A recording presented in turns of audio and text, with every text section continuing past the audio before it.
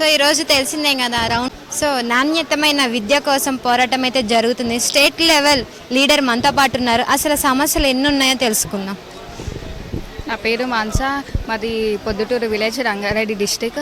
నేను degree completed. మాది వచ్చేసి తెలంగాణ ఆడపిల్లల సమానత్వ సమైక్య సంఘం టాస్. ఈ సంఘంలో 8,000 మంది పిల్లల వరకు ఉన్నారు. మా సమస్యలు వచ్చేసి స్కాలర్షిప్స్ రావడం లేదు. 4-5 ఇయర్స్ నుంచి స్కాలర్షిప్స్ రావడం లేదు. మరియు అట్లాగే హాస్టళ్ళల్లో మౌలిక సదుపాయాలు లేవు. వాష్రూమ్స్ ఇబ్బంది, కొంతమందికి లేడీస్ ఇబ్బందులు ఉంటాయి కదా, అలాంటి ఇబ్బందులు కూడా ఉంటున్నాయి.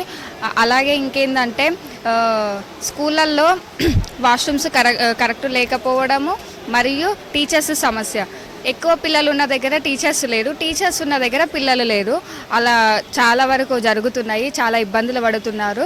ఇంకొకటి ఏంటంటే ఫీజులు రికమెండేషన్స్ రాకపోవడం వల్ల విద్యార్థులు చాలా ఇబ్బందులు పడుతున్నారు. దానివల్ల పేరెంట్స్కి కూడా చాలా ఇబ్బందులు అవుతున్నాయి. పూర్ పేరెంట్స్కి చాలా ఇబ్బందులు అవుతున్నాయి.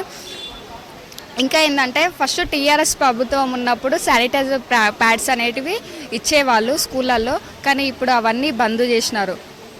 కాబట్టి ఆ శానిటైజర్స్ ప్యాడ్స్ అవి మళ్ళీ పంపించాలని కోరుకుంటున్నాము.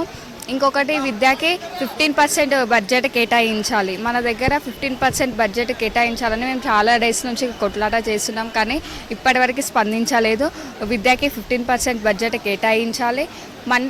మండల్కి ఒక డిగ్రీ కాలేజ్ ఉండాలి. ఎందుకంటే మండల్లో డిగ్రీ కాలేజ్ లేకపోవడంతో వేరే కాలేజీలకి వెళ్తున్నారు. ప్రైవేట్ కాలేజీలకి వెళ్ళడం వల్ల ఫీజుల ఇబ్బందుల వల్ల డ్రాప్ అవుట్ అవుతున్నారు.